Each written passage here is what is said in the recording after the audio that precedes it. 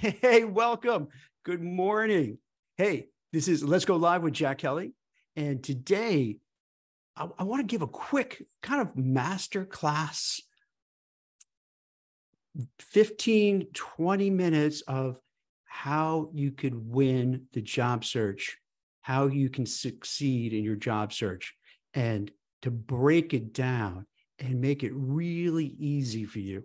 Now, when I say easy for you, I'm not going to pretend that the whole interview and hiring process is easy. No, it's really hard, actually. If you're a white collar professional, kind of mid to senior level, it's really tough. So let's start from there, because if you're not aware of it, and you think it's just you having a problem looking for a job. No, no, no, no. This is systemic. With AI, all these companies are saying, let's hold off and wait and see, because maybe we don't have to hire because we could have AI do it. There's a big movement of moving jobs offshore from the US to countries around the world that could pay a fraction of what we pay here in the US. There's worries about a recession. So they don't want to hire if there's a recession just to have to let go of people. And these companies have been letting go of people. So that part's going to be tough. So I want to frame it. So going into it, when you're interviewing and looking for a job, if you run into brick walls, if you hit a lot of hurdles, don't think it's you. Don't think you have a black cloud over your head. Don't think that your boss is kind of sandbagging you and giving you a bad recommendation to places, or someone's trying to sabotage your job search. No, it's just slower and harder. And as we get closer to the holidays, it's even going to be more challenging, because then people start the HR people, the recruiters, the hiring managers, the executives, they start all planning their vacations and where they're going to go. So it's going to get a little dicier. That said, now that I just bummed you out and you're like, damn it, this is the suckiest LinkedIn Live ever. You just depressed the hell out of me. No, I'm doing this. I'm saying this just so you know, because I want to be transparent. There's so many people on social media and in life that, when you say, hey, how are you doing? They're like, great, everything is wonderful, everything is fantastic. And then you find out, well, it's not fantastic. You just got a divorce and your kids hate you and your home is being foreclosed. But yes, you're saying everything's fantastic. And that's what a lot of people do. So then you think, oh my God, I'm not doing fantastic. What's wrong with me? So I figure it's super helpful to let people know what is going on, what's the zeitgeist, what's happening, what's the vibe check in the job market, so that you could calibrate yourself and say, okay, I get it. It's not me. I don't have to take that hit to my self-confidence and my self-esteem. This is going, for everybody. This is happening across the board. But let's get down to it really quick. And these would be kind of big broad strokes about what to do and to get you started. So when you are embarking upon an interview, one of the first things you want to do is research the company and get to know a lot about them. And the reason for that is, invariably during the interview process, there's going to be a question, hey, what made you decide to interview with, our company, XYZ company? What did you like about us? What do you know about us? And I can't tell you, for being executive recruiter and running a search firm for 25 years, how many people get stumped on that, because they really don't do the deep dive into the company to know about it, know about its products, its mission statement, the career, the corporate culture, the products they offer. So you want to really know that. So when you get asked that question about the company, you could just on a dime tell what you know about, and it'll impress them, because most people don't take that, time to follow up about it. Similarly, this is sound creepy. You want to stalk the interviewers. And when I stalk, I'm being, like a little, facetious. But when I mean stalk the interviewers, you want to go on LinkedIn, you want to go on social media and check out the people with whom you're going to interview with. And it's not to be a nosy busybody. You want to get a sense of maybe where they went to college, where they live, Perhaps they'll show on their LinkedIn profile or other social media profiles what sports teams they're interested in, what their hobbies are, what have you. Now, you might think, Jack, what? That sounds creepy and you're prying into these people's privacy. Well, kind of, but the reason to do that is this. When you get into the interview and you've really done your homework on both the company and the individuals with whom you're speaking with, you now have a sense of who they are. Perhaps you went to college with them together. Maybe you found out that they live in the same town as you. Maybe you have people in common. Maybe you're both Giants fans. Maybe you're both Taylor Swift fans, whatever it may be. So you could have that as an icebreaker. Because when you go to interview, a lot of people, and this always drives me nuts, what they do is they could have the best personality, really social, but when they get and start the conversation, yes, no, one word answer, they become a robot. They feel because you're in an interview, you have to be just very rigid and very wait for the question, answer the question, no emotion, no nothing. And that's the worst thing to do. You want to be able, so now you know a little about the company. So what you can do is then speak to, the hiring manager, the interviewer, and say, hey, I noticed that you're a Giants fan. What made you be a Giants fan? And well, whatever, just to break that ice. Because once you start talking in an interview, not about the job itself, not about the company, but what happened is you're leaning into, hey, I want to kind of develop a little relationship. We're bonding here. And then maybe you find out you went to the same school, or maybe a friend of theirs went to the same college you went to, or you share whatever. Then like, it's so weird. Within the interview, there's this big like relief, like, oh, all right, I feel comfortable on both sides. And then once you feel comfortable with the interviewer and the interviewee, it's like, oh, you could relax a little bit. And now you could slide into being genuine and authentic. You don't have to play the part of this cold, non-feeling corporate drone. You could just be you. Be yourself. There's so many times I see people who pretend to be like very serious, very nice to meet you. And it's like fake. You want to come across authentic and genuine, because if they hire you, they're going to get you. If you're pretending to be somebody else and then you start working there, they're going to like, oh, this is different.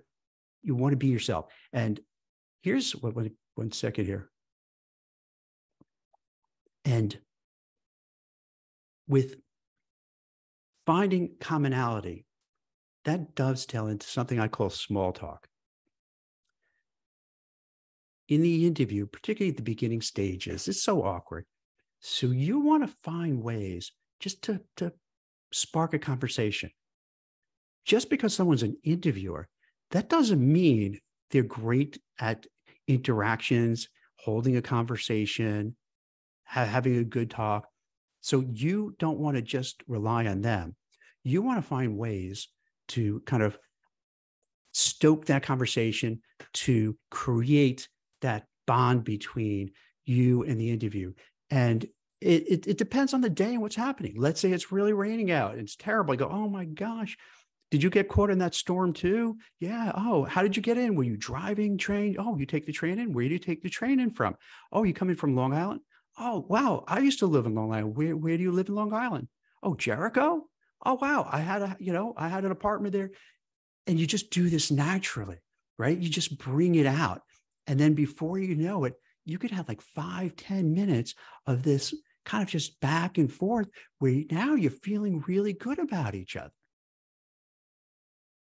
In addition to having that small talk, here's a little hack too. You want to mirror the interviewer. I'm not sure if you're familiar with that phrase, mirroring, the interviewer or the person who you're speaking with. What I mean by this, I grew up in Brooklyn, New York, and fast. New York, you talk fast. You probably could tell from this from for the LinkedIn Live podcast. I talk very fast, very quickly, and people who are, let's say, in the Midwest, or maybe in the South are going to be different. Now, I'm completely generalizing, but let's say in the Midwest, they may talk a little slower. Same thing with the maybe South, a little slower. So that if you're talking a mile a minute, it could, and they are not, it could throw you off. So if you feel, let's say, the person you're speaking with talks fairly slow, takes a lot of time in between words, the person's not uncomfortable with silence in between, and that's okay. But now, if I'm let's say I'm the candidate, and then I'm talking a mile a minute, and they're just giving very thoughtful answers, taking a long time, they might feel very uncomfortable. So you want to dial it down a little. You want to dial it down to match their level. Not to the extent where it seems obvious, and not that they feel like, is this guy putting me on? Is he just kind of giving me a ribbing and making fun of me suddenly? So no, you don't want to be overboard. But instead of talking like I talk, and just really quickly and so forth, using my hands, you just want to dial it down. You want to realize, hey, this person has a different way of communicating that I do. And since he's or she is the interviewer, I want to cater to that person. So I'll bring it to their level. And that also makes the person comfortable. So you can control the situation by mirroring and make that person feel comfortable with you, as opposed to feel overwhelmed by someone who's like talking quickly, maybe overpowering. Another key is that I alluded to a little bit, is that in all your dealings, just be honest and be yourself and be transparent.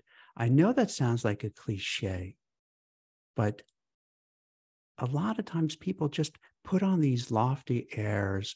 They feel maybe I'm an executive and they have to come across like so serious and I'm above all this. Be yourself, be genuine, be authentic, be real. And also by doing that, you're going to be comfortable because that's who you are. And by being who you are and showing what you're about, it may be a little vulnerable, but you're going to feel better. You're going to feel more comfortable because you're just talking from the heart. And the interviewer, the hiring managers, they're going to feel that. They're going to get that vibe from you. And they're going to be like, they're going to like that because they say, okay, I get this person. I get what Jack is all about. I understand. And there's a comfort level. There's another thing too. You want to be likable. Easier said than done. So when someone is hired, I got to tell you this from firsthand experience for years. If there's a choice between somebody who has all the school, all the criteria, all the experience, all the skills, top universities, all that stuff, right? Great. And the other candidate has pretty good, but no, not nearly as good as the other one. But the one who doesn't have maybe the same, Ivy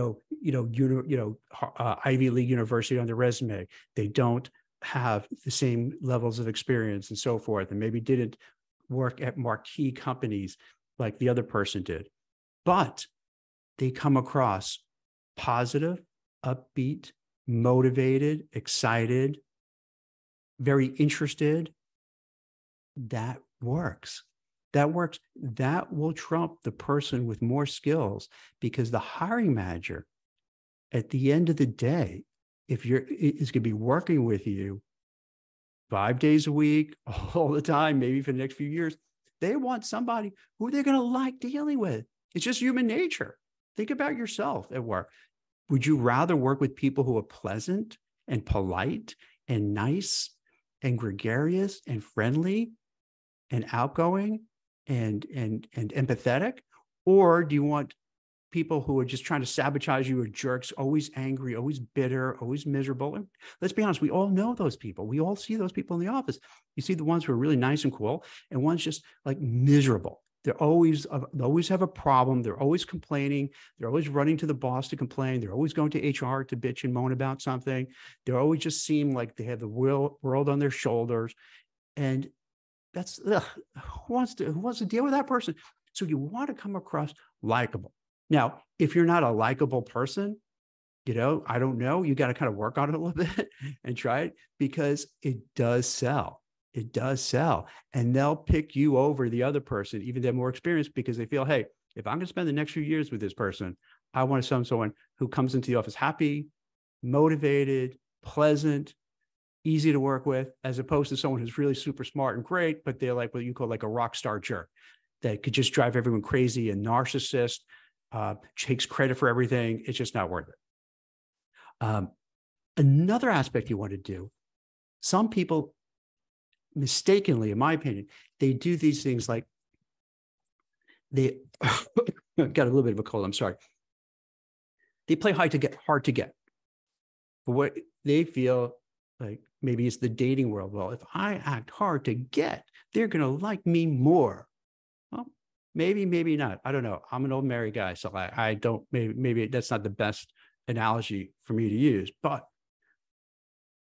if when a lot of people play this hard to get thing, thinking, hey, if I play hard to get, and maybe I'm going to make up that I have all these other offers, then they're going to definitely want me. Yeah, maybe. Yeah. But you're kind of in dangerous territory. I think the better course of action is that if you like the job, you like the company, you like the people you met with, I would suggest you say to them during, when the time is appropriate, to say, hey, manager, I got to tell you, I really enjoyed our conversation.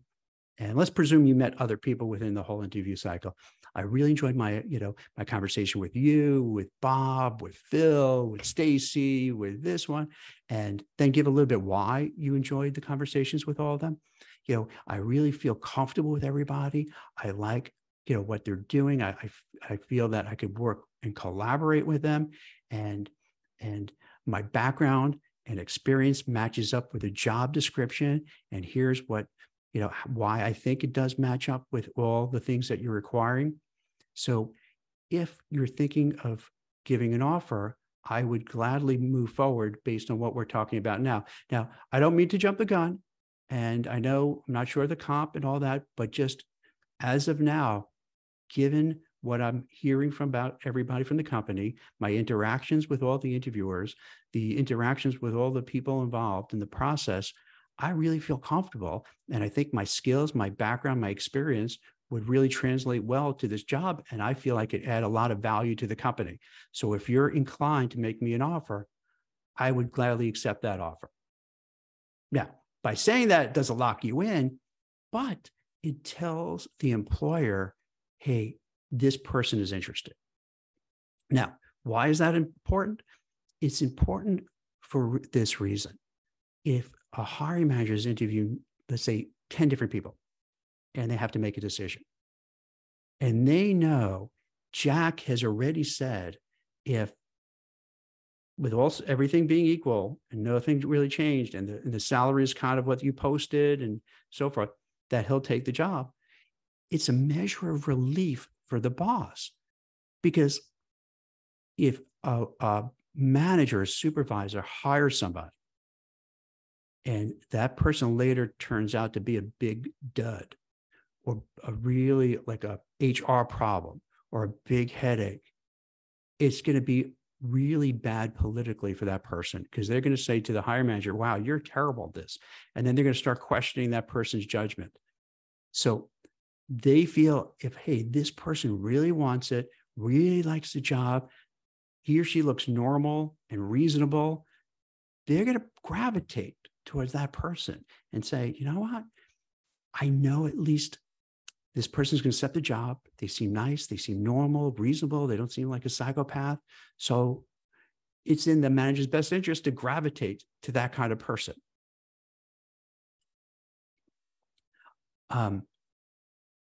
Couple basic things also to take a look at, kind of core things. I'm not sure if you're familiar with the concept of an elevator pitch.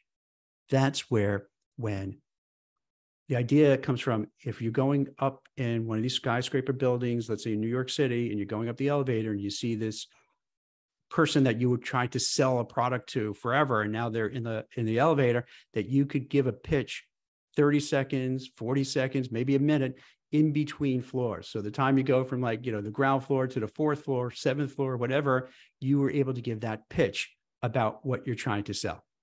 So when it comes to the job interview, an elevator pitch is this: you want to be able to concisely say and talk about who you are, what you've been doing for your current job, the responsibilities, wins, achievements, and then add a job or two previous to this job, and then some other anecdotes and maybe accreditations, licensing, college, post-college.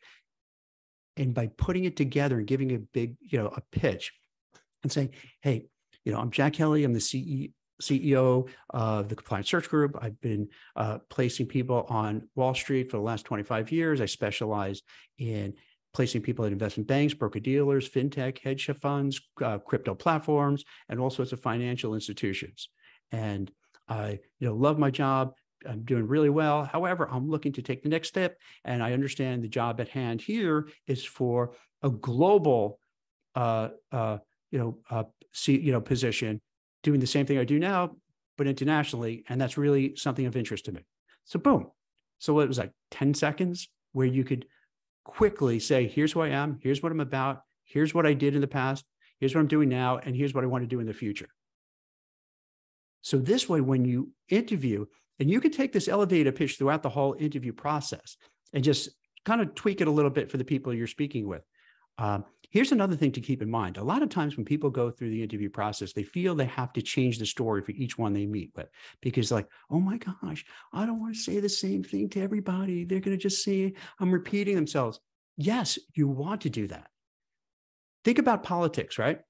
With the politicians, they have their talking points, and their handlers don't let them deviate from those talking points, right? So whenever you see somebody, it doesn't matter, Democrat, Republican, whatever it may be, the same thing. They have their talking points and they try to stay there as much as possible. Why? Because they want to drive that message home. They have a message they want to deliver, and they don't want to go off message. They want to just kind of, make sure everyone gets what they're selling. What they're selling is their political agenda, right, left, in between, whatever it may be. Same thing. When you're doing this elevator pitch, you want to have the ability to say, here's what you're getting when you're going to, hire Jack. This is what he brings to the table. This is his background. This is his educational background. This is his experience, his work experience, what he's done, what he's achieved, and so forth. And this is what we're getting. So when you meet with other people, and unfortunately, and I'm sure people who are watching this now and will watch it and repeat, the interview process could go on forever. You could end up meeting 3, 6, 9, 10 people over the course of, several months to 6 months or longer. It's nuts. So when you meet different people, you don't have to start from scratch with each one.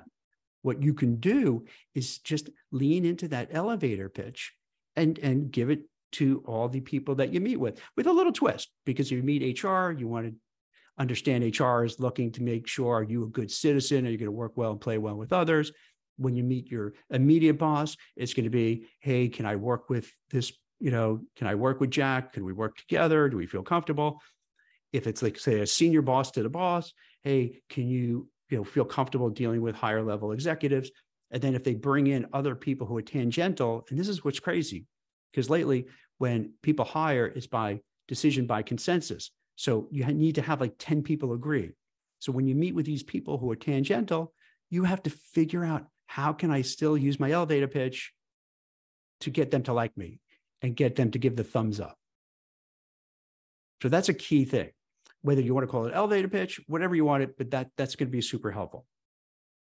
Um, I would also suggest you want to role play commonly asked interview questions. Where do you see yourself in 5 years? Why do you want to work here? Why do you want to leave your firm? All those kind of basic cliche type of things. Now, in my opinion, I think a lot of the reasons why they ask these cliche questions is because they're safe. You don't have to worry about biases or discrimination or worry about saying something inappropriate or weird or creepy.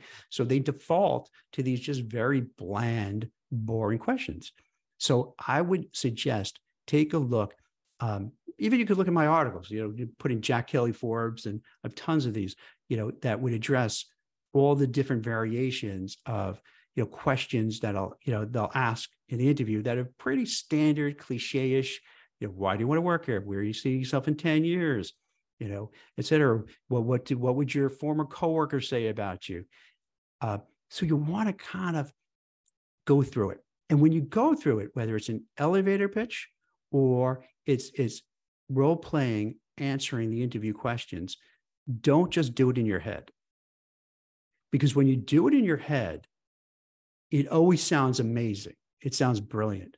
But then when you say it out loud for the first time, yikes. You cringe. You cringe. So what you want to be able to practice it enough, not too much. Like I do these with my LinkedIn Lives. I don't want to practice too much because then you sound robotic and not real. So you want to practice enough that you kind of know the material, what you want to say, but not too much so that you sound like a robot and you're just going through the motions and, okay, I'm checking off this one and I'm checking off this and I answer this. You don't want to do that. So just enough so that you can come across real and authentic. If you're dealing with a recruiter, not everyone does, but a lot of people do have a recruiter helping them with the search and making the introductions. You want to leverage your recruiter to fill you in on everything possible. You want the recruiter to because usually what happens with good recruiters, and not always, but generally speaking, they specialize in maybe one or two or maybe three sectors. So they know those areas really well. They know the companies within those sectors. They tend to know the HR people, the hiring managers, the culture, what have you. So they are a great resource to pick their brains, to find out what's really going on behind the scenes. How is the company doing? What do you know about this person I'm meeting with? What do you know about that person I'm meeting with? With compensation, what do you really think? I know I saw the salary range, but we all see this lately. The salary ranges could be anywhere from $50,000 to $50 million, and they're ridiculous. It's not helpful. So, hey, recruiter, what do you think in your experience placing people like myself? And this is what you could even say. So what is your experience placing people like myself with this company that you've placed a lot of people with? What can I expect in terms of compensation?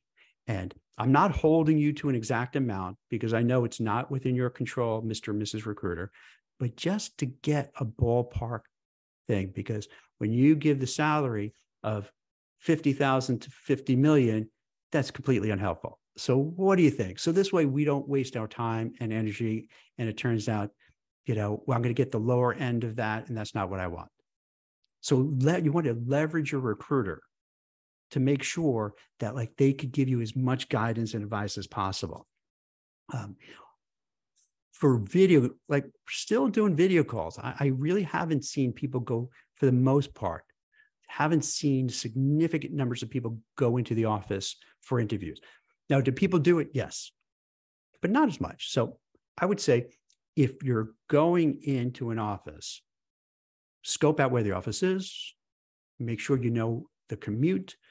If you're going in from, let's say, the suburbs to New York City, you want to make sure what trains you take, when you're going to take the trains. Because for a lot of people, for 2.5, maybe 3 years, they haven't been doing this. So it's like a wake-up call. You want to be prepared to get there early, to get to the right place, to make sure you have your train tickets. And I know it sounds so silly and common sense, but you'd be surprised how many people, now when they have to start, schlepping back into the city to interview or just to go there. They're a little like off, they're a little bit off. So you want to get that all prepared. Same goes with the video interviews. You'll be judged harshly if you're getting on a video. The light quality is terrible. The sound quality is terrible. There's noise in the background. Your background looks just, like a disheveled mess behind you. Now, should that really make a difference? Because that's not really, they're hiring you for your job, your experience, your abilities, not like what your apartment or house looks like. But we're all human. We're all human. So what happens with interviewers, they judge. They're like, hey, if this person can't get a good internet connection, if this person can't figure out after all these, last years, how to have a good visual on a video Zoom call, if the lighting doesn't work, if the sound quality doesn't work, the background looks, terrible. It's not like they're going to just immediately say no, but that's kind of one of the things they're going to keep in mind. Because what happens with interviewers, they're kind of almost like tallying up. It's like a mini computer going through their head, like looking at all these things, to think, yeah, if this person can't just get a Zoom interview together without it being weird, and the person did come in a little late too. And the way he was dressed, that's kind of, so all of a sudden then they start putting things together and saying, so you want to make sure sound quality is great. Lighting is great. You want to make, you want to check it all out before you go on that, on the video call to make sure everything is smooth. I know that's basic, and a lot of this is, let's be honest, a lot of this stuff is kind of sort of basic-ish, but you need to kind of reinforce it.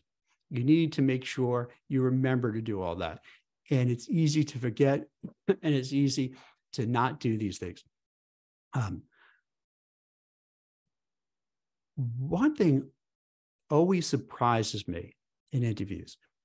I would coach my candidates, and I'm not a career coach, but like as a recruiter, you try to help them obviously every way you can to get the job.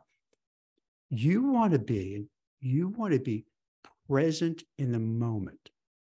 So what I mean by that, we all have this monkey brain where we're kind of thinking of 20 things at the same time. So you're at an interview, but you're thinking about how long is this interview going to be? I'm hungry. I forgot to eat breakfast. Is my stomach growling? I think my stomach is growling. Oh no. I'm going to have to cough. I have to go get a drink of water. Oh no. Now I have to go to the bathroom. Like it's spinning and spinning and spinning, right? Like, so you can't focus on the conversation. So what you want to do is be this kind of Zen, focused in, hyper-focused in on the interviewer.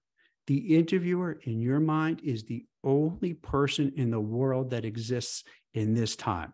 No one else exists anywhere else in the world. It's all there. Now, when I'm saying that, you don't have to be a psycho just staring in their eyes for an hour without blinking, but you want to show that person you are present in the moment. You are super interested in the opportunity. You're excited about the opportunity. You want this job. You're excited about the job. You want them to feel it. You don't want to fidget in your chair. You don't want to be looking around the room. You don't want to be, obviously, you don't want to be looking at your watch. You don't want to make facial expressions like, if they say something like rolling your eyes, or, getting distracted, or you're looking around the room, or whatever the case may be. These, in a tough market, in a challenging market, these are the little things that they're going to tally up and then maybe go to somebody else. In a hot market, when everything is great, the economy is booming, everyone is excited, lots of hiring going on, that's different. Then you don't have to worry about a lot, so much, because it's a hot market. They'll take people who maybe a little like what they wouldn't have taken before. But in this market, that's for white collar professionals, mid to senior level, is rough. It's like they call it a rich session, meaning these well-to-do, college educated, advanced degrees, hard time. So you don't want to coast and don't take anything for granted. Even if you think they're little, the little things add up to become very important.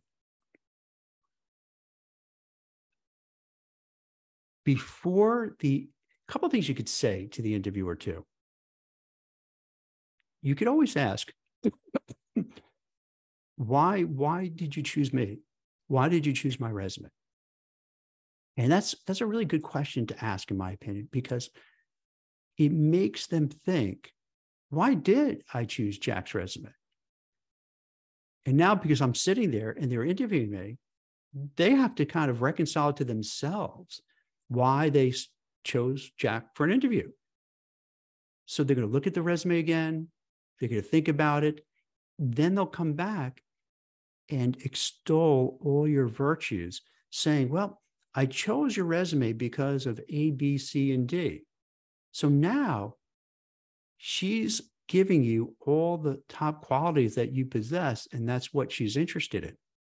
So bingo, that's great, because now this is what you're trying to sell yourself on, but she's selling herself on that as well, because she's rationalizing, or she or he is rationalizing, that because I chose this resume and now I'm looking why I chose it, I'm talking myself into, I must have chosen it because I really like this person, even though if I can't remember, but I must have liked it sometime. So kind of they're selling themselves on liking you for this job. It's a weird psychology thing, and it works. So they end up feeling like, hey, I really like this person. So think of when they ask, do you have any questions for me? These are the questions you want to ask. Ones that make them, think that, wow, this candidate is really great. Another kind of question to ask is something to the effect of, do you think I'm a good fit? Do you think I'm the right person for this role? Do you feel that I have a good chance of moving forward within the interview process? Do you feel that I have a good chance of being selected in the top 2 or 3 candidates for it? Do you feel that I might be the candidate for this opportunity? It's awkward to do. Easy for me to say right now when I'm in this video call and I'm not in front of the interviewer, and maybe I'm not in between jobs and I need a job. But these types of questions let them know that you're for real, you're not a window shopper, and you're serious. And they pick up on that vibe. They pick up on that really, hey, this person is really interested. And then I'll go back to what I mentioned earlier, that to say, hey, I really enjoyed everyone I met with. I really liked Bob because Bob said blah, blah, blah, blah. I like Jane because she did blah, blah, blah. Because this way shows like you're paying attention to what they were saying. And name a few things that I really like about your corporate mission statement. It resonates with me. I like the products you offer. In fact, I use XYZ product that you have, and I love it. And I think it's great. I know several people who work there, and they've always said fantastic things about the organization. So that if you're inclined to make an offer, I would be very inclined to accept it. So I just want you to know that moving forward, so that as you're looking at other people and you're not sure, I'm very interested. I'm highly interested. Once again, it could be a little awkward to say because some people may feel it's a little pushy, but when there are tough times and challenging times, you got to be a little pushy. You got to be a little aggressive. You got to do what you have to do to get that job and get the ball rolling. That's a lot, huh? What do you think so far? So good. Christine, how was that so far? Any, I know there's some more. Anything else you think I could add? Or we got a real lot of stuff that people need some time to digest it all. I would say you want to position yourself as someone who is going to make their lives easier. So by asking, how can I help you? Or what do I need to do to be successful in this role? It shows that you're motivated, you want to make their lives easier, and you're ready to hit the ground running. Brilliant. Yes, 100%. Because to Christine, right, to your point, the manager just wants someone who can make their life easier. That's the whole idea, right? They want to make it easier, and they don't want someone who's going to drive them crazy. So yeah, if you come across that way, it's like, yes. And what was the second one you said again? That making their life easier. Yeah, and what do I need to do to be successful in this role? So that's interesting too. That's a good point. Because when you say how could, then they're going to say, okay, here's what my expectations. And then the hiring manager will probably walk through, wait, here's what, the goals are, the objectives. And then I think Christine, that's a really smart question, because it could also be for the job seeker to be like, this is a little different than the job description. Because sometimes when the job description is put together, it's like a monster, Frankenstein monster that's put together. You have someone from HR who weighs in, you have a hiring manager, maybe another manager, maybe they use a skeleton from an older resume that was used in the past and they made that into the job description. So now you're looking, this job description is a little different than what now the prospective boss is saying to do. So it could go both ways, where it could be where they're talking about saying, wow, yeah, this is exactly what I want to do. Or you may not want to say this, right, but just think about it yourself. And, maybe this is a little different. And you can even, bring it up. And again, I'm going to say one of the things you want to do in this environment is be bold, be aggressive, be assertive, and take control of your work life, and don't leave it to anybody else. So let's say there is a disconnect between what now they're saying, hey, here's what you need to succeed, and you feel it's way different what the job description said. You're well within your rights to say, well, in the job description, you were saying, such and such, A, B, and C, but now you're saying something different. Am I missing something? Is there something changed? So this way you get a dialogue and you kind of understand, so like what's really going on. Are they, do you hear that? I got it. This is so crazy. I still have a landline. So you might not hear it because I have my headphones on. But if you do, I apologize for the interruption.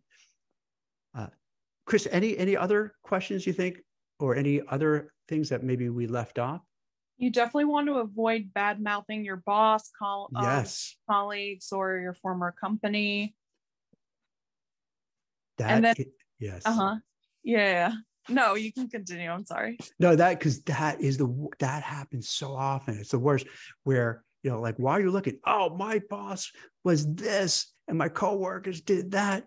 And maybe they did, and they're terrible people. But when you go to a company and you start just ragging on your former, company and the people who work there and the management and your boss, they're going to think, if you're complaining about them to me meaning the HR person or the hiring manager, then they're thinking this person's just going to complain when they leave to go somewhere else, and they're going to give us a bad rap. So why would I want to even deal with that person? So yeah, Christine, 100%. That's such an important thing. You just want to be polite, positive. Hey, boss was fine. Coworkers are fine. Everything was great. I just see this as a better opportunity to get my career to the next level, to grow, to develop, learn new skills. I've always loved and admired your company. So I want to move, I'd love to go there and take my career to the next level. And this way you don't dwell on all the negativity, all the toxicity that could make the interviewers feel uncomfortable. And sometimes they feel like maybe it's not the boss over there. Maybe it's just you, candidate. That's the problem, So great ad. I would also say, don't meander, because when I speak to job seekers and they meander, I just know that that's the thing hindering them in the job interview. Yes. It's important to stay on track and stay on target. And then kind of goes with what you said before about about being likable. Don't have an ego. Don't be one of those people that say, oh, you didn't see it's in my resume. Don't think your resume is just going to speak for itself.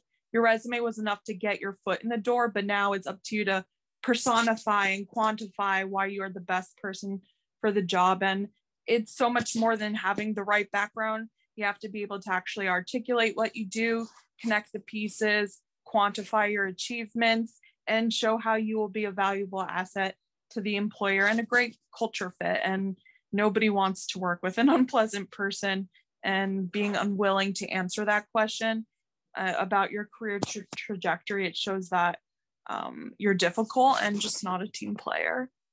That's so perfect. That's so perfect. And if I could just double click on that. Why did I even use that word? It's so like, so to go back to meandering, that's such a thing. And be careful that I can't tell you how many times people will, say, hey, so tell me about yourself. And that goes back to some of like the cliche questions. So tell me about yourself. They'll go back to being on like the newspaper route they had in middle school. And then you got to sit and listen to them go from middle school all the way to graduate school. And you're like, oh my gosh, I can't take it. And then they're incapable of giving a linear line. So they go off on tangents. So it'll be like, hey, they're talking about one topic, and then they go to another topic, and then they go somewhere else, and they go somewhere else. And you're like, my head is spinning. I can't take this. I'm getting seasick from all this. This goes back to why you want to role play. You have an elevator pitch and practice so you could be on target, on point, focused, concise, and get your message across and not just meander. Tell me about yourself means, hey, here's what I do now. Here's what I do at my current job. Here's what I did in my prior jobs. Here's what I want to do next. Boom. Not a whole life weird story that no one cares about. So yeah, Christy, that's like such an important thing that people botch all the time. All right. Any last minute things to add, Chris? Jim Lund, actually, he had a good suggestion where he said in interviews, he'll ask the interviewer how they landed at that company or led them to that company, because he finds that sometimes, or most often than not, the interviewer is more nervous than you are. So by then asking them about themselves, it releases like the tension, and then they just liken themselves to you. Really great question, Lon. That's perfect. Yeah, because it gets them engaged. It gets them talking about themselves and why they went there and a little bit their history. And that goes back to that small talk, breaking the ice and getting to know each other. And like, oh, that's so interesting, why you decided to go here. And that's kind of why I was interested in interview. So that's a really good observation. So excellent. So, hey, as I mentioned, I wanted to keep it short, but of course I can't keep things too short and I go on, but I think this was very helpful for people who now we have this kind of small time frame between now and you start hitting to Thanksgiving Day and the holidays. So what I would suggest, if you're eager to find a new job right away, just try now. A lot of people are taking themselves out of the market, so the competition dwindles. So I would go for it, do everything I was talking about now, get everything up and running, but don't get discouraged if it doesn't happen, because it's still a tough market and heading into the holidays, which is slow. But with less competition, maybe you'll stand out. Or what happens, you're laying the seeds so the time we get into the new year, past the holidays, your resumes are out. You've already touched base with all your network. You've already kind of did a lot of the homework, so you're not starting from square one, whereas everyone else will be. So thank you for watching. I hope this is helpful. Christine and I and the team are just trying our best to help people succeed and thrive and be successful in a very tough, challenging market. We want to give you all we can to arm you and prepare you to do well and thrive. So thank you very much for watching. And if you have any questions on the feed, feel free to ask questions. If you want private, you could hit me up directly. If you need any guidance, you want me to help you out with some recruiters or career coaches or resume writers or advice, feel free. The whole idea is what we're doing with these LinkedIn Lives is to help people. So feel free to reach out, and I hope you find this helpful and appreciative, and have a great day. Thank you so much, everyone. Bye.